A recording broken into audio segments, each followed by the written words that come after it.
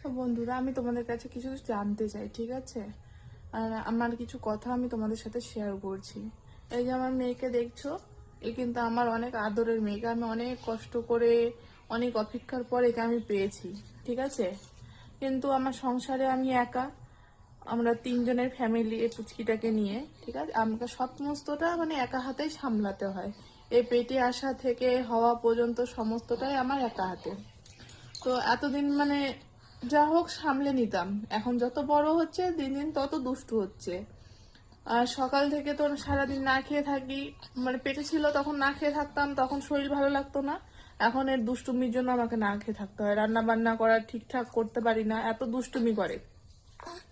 মাঝে মধ্যে এত রাগ হয়, মনে হয় যেন গায়ে হাত উঠে যাবে।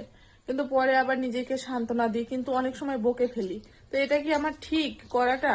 পরে আমার নিজেরই খারাপ লাগে।